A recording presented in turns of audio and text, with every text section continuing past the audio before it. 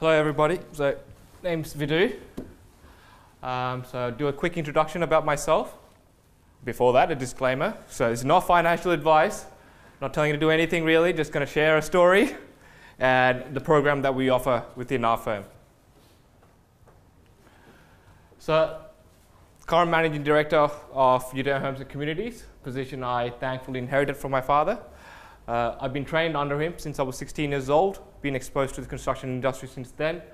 I started as a labourer on site, did a bit of concreting, a bit of framing, helped out all the landscaping as well, even in 40-degree days, I still remember that. So gained a true appreciation for the industry and a true appreciation for the difficulties in building, the difficulties all the tradespeople felt, and earned a respect for that fact.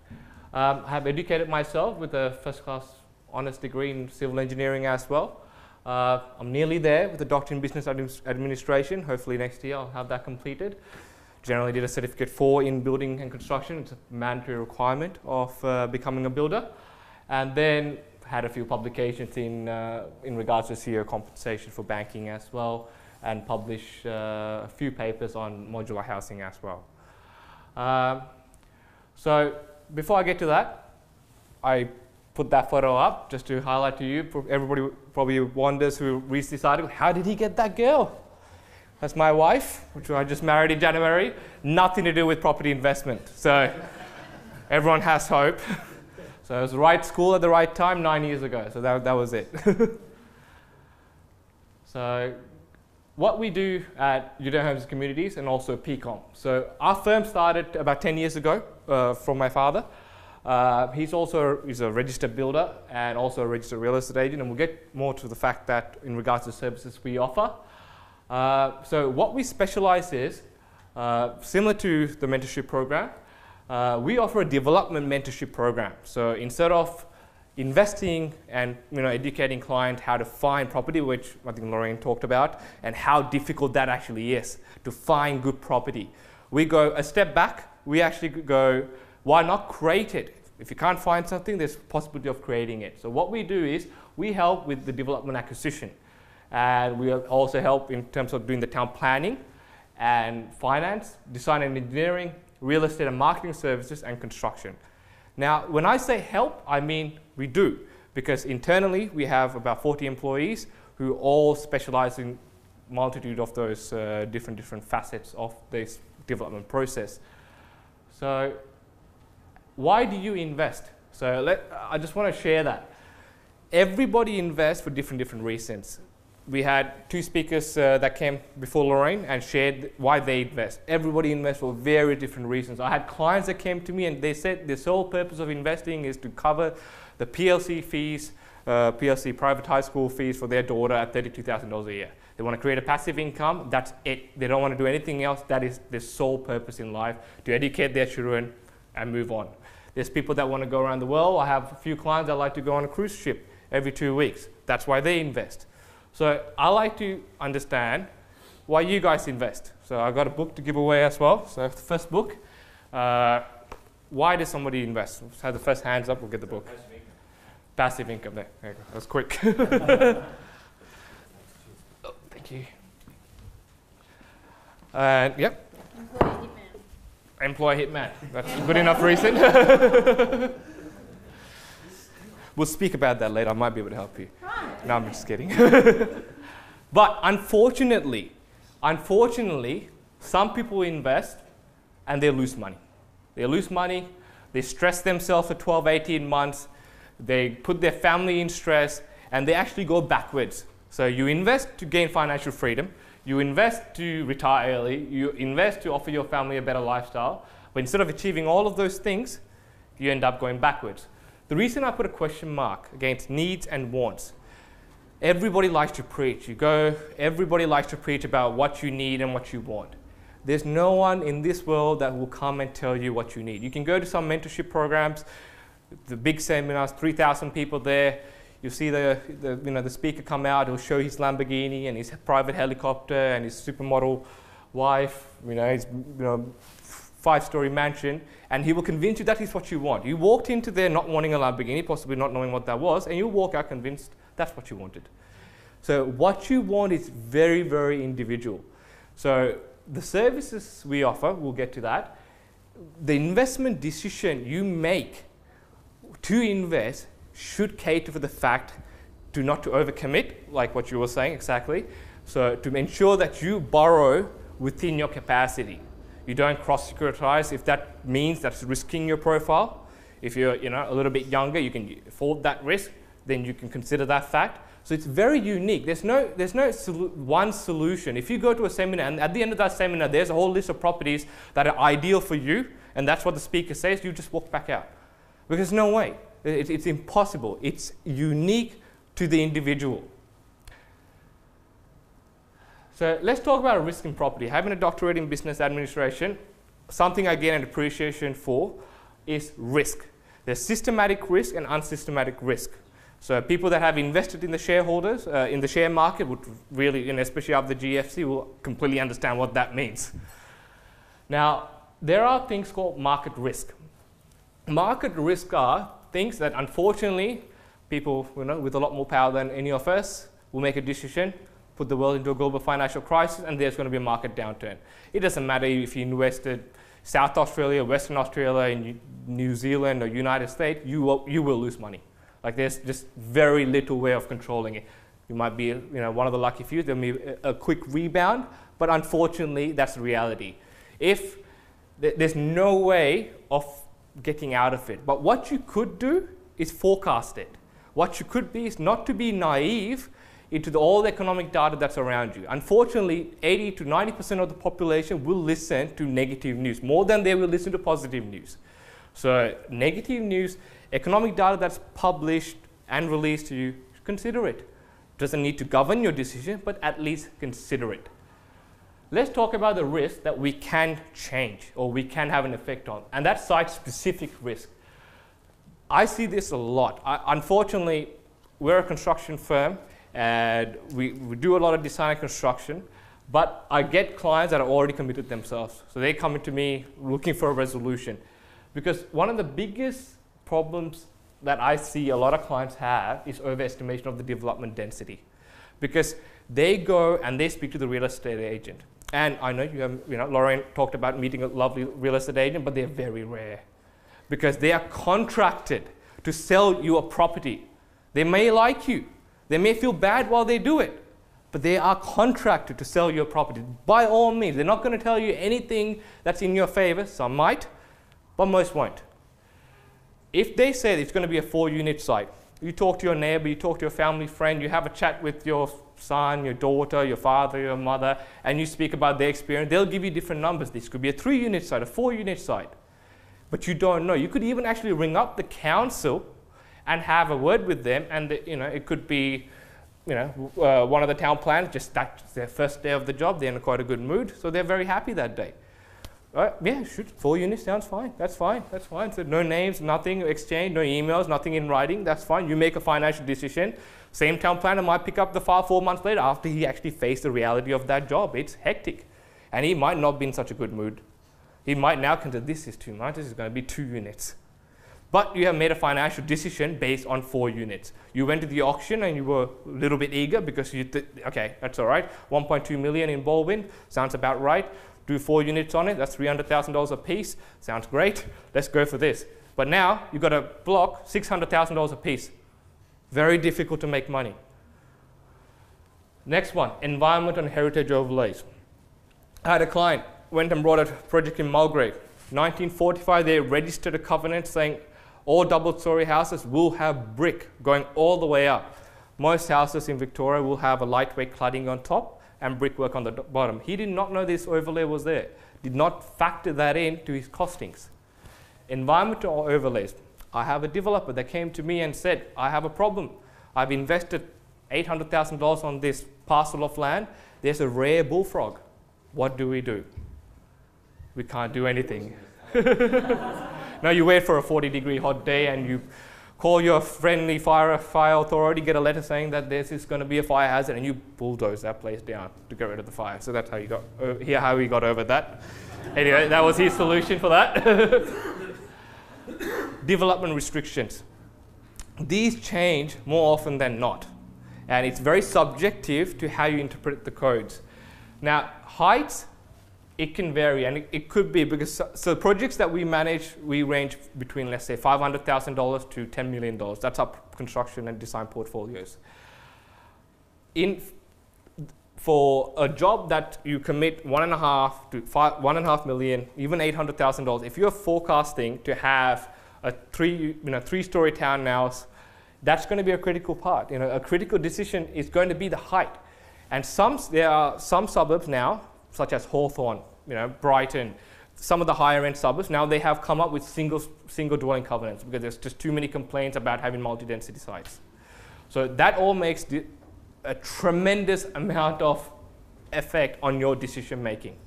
And then I have the trickiest ones to do, local market demands. We go to a suburb where predominantly of the population is 50 and over, and what does a young developer do? Put a 3-story townhouse with the kitchen all the way on the top. We can't sell it. And then he's shocked that we can't sell, then he comes to the construction site and asks for a discount. Or trying to basically penny pinch because he just can't get the sales price. Because the social demographic, the requirement does not facilitate or complement the requirements of the social demographic. And that's a critical market because majority of the purchases, we're all relying on overseas buyers, but we also have to still cater for the local buyers. And even if the overseas buyers are there, they're never although the news likes to say that, oh yeah, we'll soon be another Chinese state. We won't. There's a tremendous amount of local buyers, and we need to cater for those needs. And different suburbs have different social demographic needs, and it's very critical that we cater for that. So what is the 5 development process that we can help you with? Step 1, we can find a project that suits you. You can't walk into our office and tell us, is there a project for us? We'll just say no. We will find something that suits you. We will consider your borrowing capacity. We will have to then discount that borrowing capacity with your next 5-year plan or 10-year plan, because I'm not here to tell you, or my financial representatives within our firm are not here to tell you what is your maximum borrowing capacity. And let's hang you up for the highest possible price you can. That's not what we're here to do, because if we do that, you will never come back to us ever again. And most of the time that ends in heartache. So we will find a project that suits you. We will find a project. Some people are very superstitious about it. If they live in the southeastern suburbs, they like to build in the southeastern suburbs. I may advise actually the northwestern suburbs, or Mont Albert at the moment, which is another southeastern suburb, has 23% growth in Victoria. That's a good suburb. If you do not still want to do it, you want to invest in Berwick, by all means, we can facilitate that process and give you the statistics. This is what it is. Sometimes investing is not just about capital gains. It's not just about having the highest rental yield. It's because you have future plans.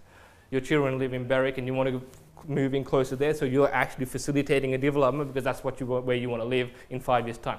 Perfectly fine. I'm nobody to you to tell you that you shouldn't. You can do a complete, detailed due diligence on the project. We will analyze, forecast the construction cost.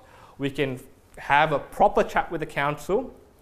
Because we are calling from a professional firm, with lawyers that can sue the council, they take us a lot more seriously. And we will immediately take their name and take their email address and put that in writing and send it in email with a red receipt. The box you tick to make sure they read it, that's exactly what we'll do.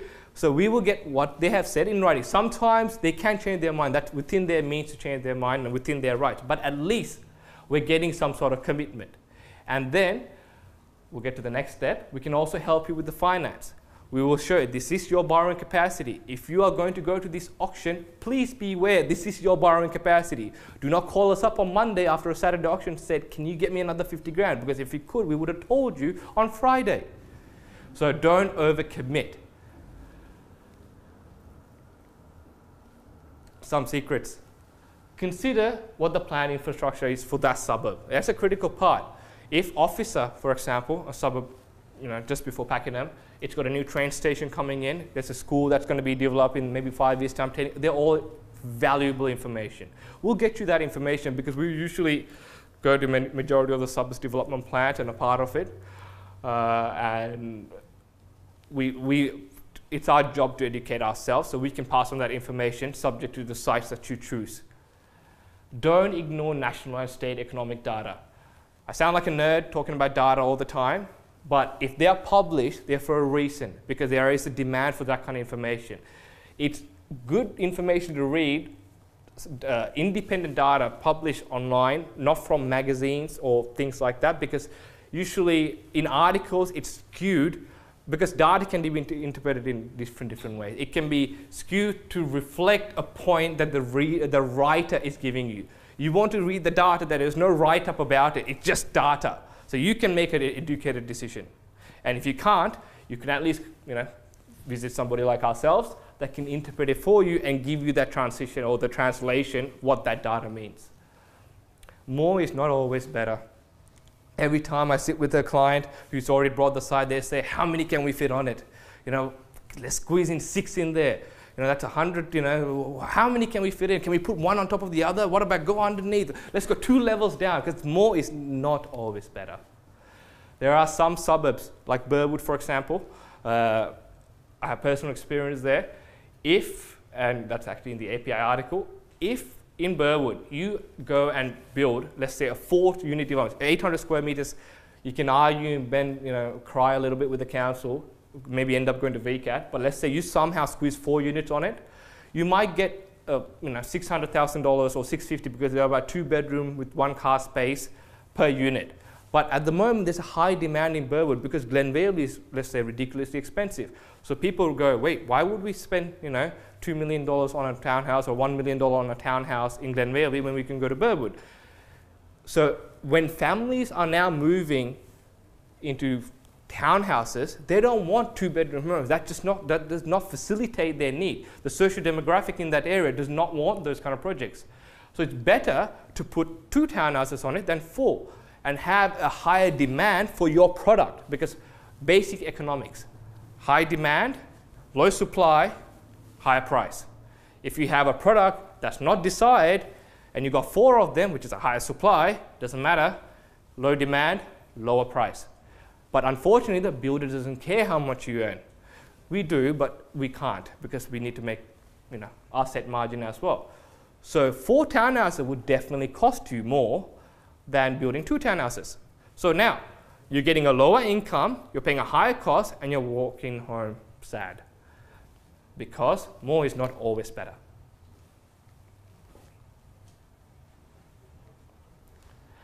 Now, step 2. Establish a viable marketing design scope with the consent of the local council and you. If you fight, you go home bleeding. There's a lot of architects that love going to VCAT. They like to push the council's buttons. We don't. I always tell all my clients, make your life easier. Work in with them, listen to their requirements, and usually every person is reasonable. Like I'm yet to meet, I met about 2, but we're yet to meet too many unreasonable people. People understand that we have requirements. We want to achieve something too. Council has a job to do as well. And by being a little bit flexible and showing that you're flexible, that will go a long way. And we need to establish a viable marketing design. So at the outset of the project, we will ensure that what we are designing is going to be marketable. How we will do that, we'll get our licensed real estate office to do a comparative market analysis to ensure the product that we're going to be designing is going to be marketable. Because there's no point designing and building and going to all this trouble if we can't offload it. Now the second part is construction cost.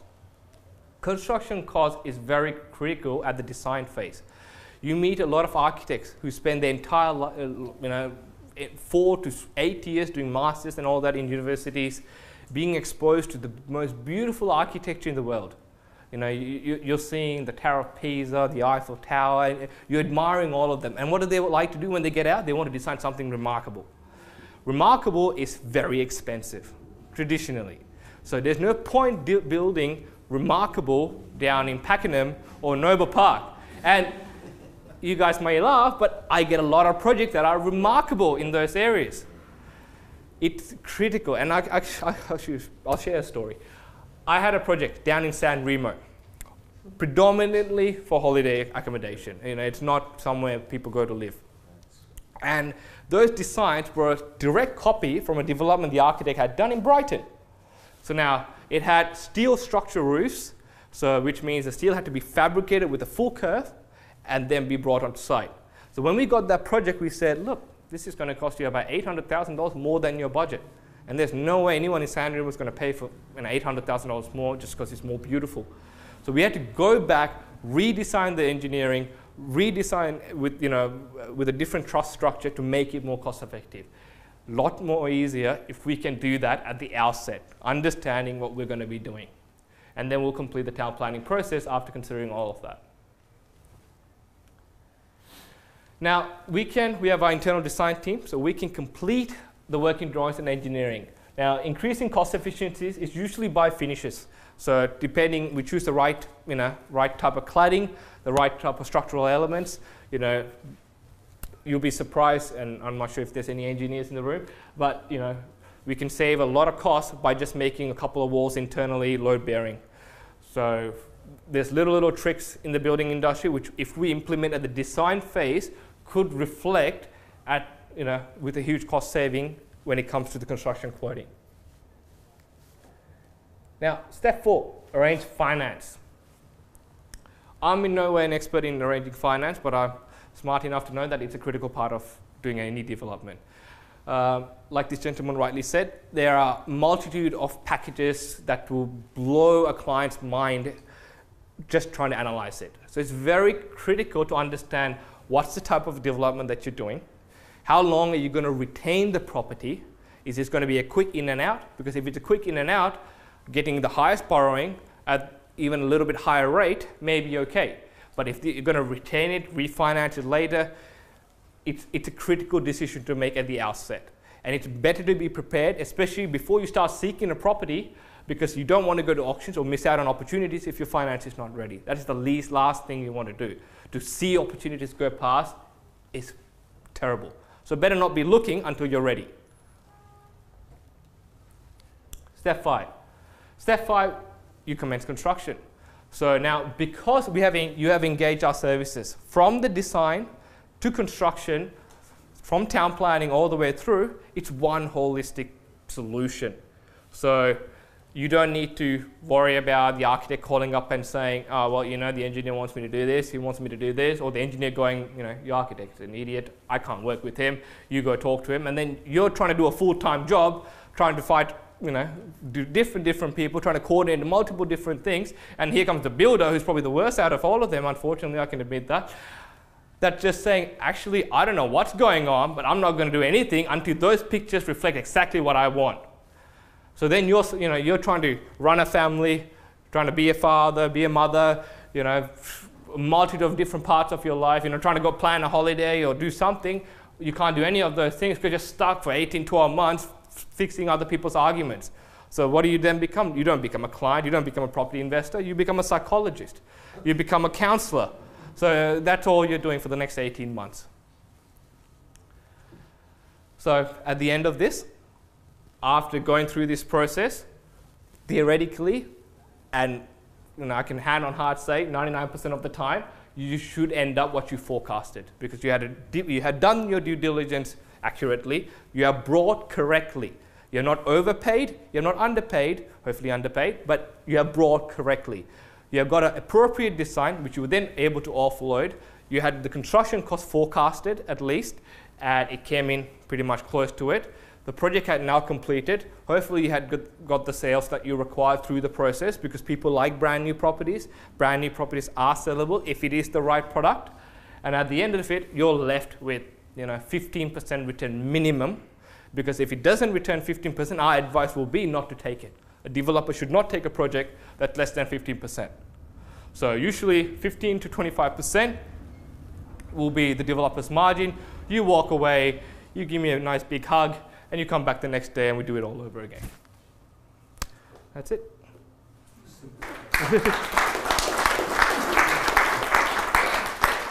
Any questions? Yeah, how do you go competing with the volume builders? So the volume builders do not build custom homes. No, they don't. Yeah. But they build cheap homes. They do. So at the same time, because they don't build custom homes, we don't build cheap homes, so we don't really compete at all. So we don't go and try to build houses in Cranbourne or so you don't go to those outer areas. No, we don't go out of there. It's a dogfight out there, Yep. and usually what happens is because it's a dogfight and everyone's really hungry, the client's the one that gets bitten because the volume builders will commit. I had clients that came to me and said, this, I'm not going to name builders, but this builder said I was getting a panel lift door, but I actually got a roller shutter, so then I upgraded to a panel lift door. And when I moved in, I realized there's no motor for the panel lift door. Try lifting a panel lift door, very hard. And then he got the motor included at extra cost. There's no plug point for the panel lift door, then he had to pay again for the plug point. But that's just for not looking at the inclusions, exclusions, all the rest. That's a contract problem. It is a contract problem, but you go through this contract, it's a maze. So in fact, the contracts that we like to do, it's a 30-page contract. So the smaller the specifications and the bigger the contract, and that gives a bit of an intention of where this is going to end up. Bigger the specifications, the smaller the contract, or standard size contract, gives you a more truthful indication. But I don't want to compete against volume builders, and I don't want to go down that path because unfortunately councils don't take off the stock or off the shelf designs and plonk it on subdividable sites, which is what we basically. So what areas are you into? So we have southeast and northwestern, all subdivisions. So our firm spends maybe $40 million worth of construction work per annum. So do you have like a radius from Melbourne that you operate in? So we will go up to Deer Park in the northwestern suburbs, and then we will then cater all of southeast of Victoria basically. We like to stick to the southeast and the northwestern, but predominantly, hand on heart, 80% of our work is in the southeast. We only have, I think, maybe about 70 projects, or 50 houses and a 39-unit site in Deer Park. And then we've got these satellite projects that repeat clients that we don't necessarily say no to, but just to keep the customer loyalty. Yep. So do you buy a block and then you battle axe the subdivision? Do you do the 2 units at the back? Yeah. So basically, let's say you came to us and you said you have $460,000 to invest, and that's what you wanted to invest, and you said you prefer to have a site in Burwood. We'll speak to. We can send one email out to almost all the agents. They know us because this is what we do, and they'll come back and go, I got this side, this side, this side. They know our standard terms. We get very good terms where, because of the volume we do, the agents know, okay, this is going to go ahead. We usually ask for ridiculous things like, we've got 6 months settlement, we submit the town planning, you give us access to the property, things like that we can negotiate. So we will negotiate that on your behalf, so minimize your commitment, so you're really happy from the outset, and then we'll do the town planning subdivision, submit that, get all that through, and hopefully get it out. Monash is a little bit tricky. Hopefully get it out before the settlement or just after the settlement, so you save some sort of time on that as well. So how much per square metre do you charge? Oh, that's like the $1 million question. So I'll charge we have a set margin, so let's say 15% margin. So that works out to be between $12,000 a square to all the way up to a $2 million home in Hawthorne, with swimming pools and a 5-car garage at $20,000 a square. Yeah. Yep. Just 2 questions. Start and finish completion. Yeah. Say on a 3-unit site. 3-unit sites. You've got to pull down. Pull down. Demolition? Yeah. Believe it or not, demolition takes only a week. So we're out of the, it's very sad to see how long it takes us to build and how long it takes us to bring it down. But from start to finish on, let's say, a 3-unit site, anywhere between 9 months to 11 months. It's realistic. 9 to 11 months. It's realistic. So there's builders that will come and say, we'll do it in 6 months. But what happens is, when you try to build in 6 months, and this is the reality of it, there's no way to do that unless you do parallel activities. Parallel activities means that the quality at the end is not going to be 100% because there's no accountability of the trade.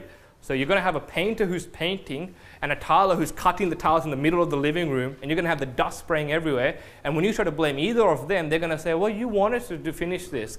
So there's no other way to do it. So 9 to 11 months is realistic. Second question, how many drawdowns? How many drawdowns? 5. Unless if it's over 1.5, then the bank itself will tell you to go to a major works contract. It's called a major works contract. So then there's a quantity survey involved. If it's over 1.5, it's going to be a monthly drawdown. 1.5 million. Yeah. But for a normal site, 5 drawdowns, and again, sincere advice, there's a prescribed level of drawdowns by the Master Builder Association. There's some builders that come back and try to take more upfront. It's called front loading the contract. Try to say no to that, because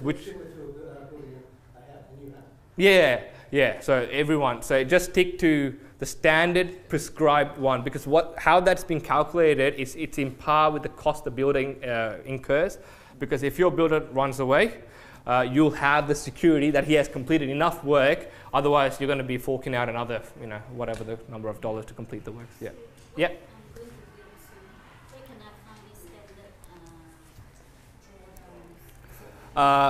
Just give the building commission a call or master builders. So it's method A. In the master builder contract, it's method A or method B. So method B is what the builder wants, but method A is what the master builders think it should be. So always, I like to sign method A. Any more questions? Excellent. Oh, and also, if you need any more information or anything, there's a form going around and a couple of documents, a couple of flyers as well. So yeah, feel free to give us a call. We're a friendly bunch of 40 people. So, so come and have a chat with us. There's a few displays as well you can walk through. I'm more than happy to help anyone that needs our help. Thank you.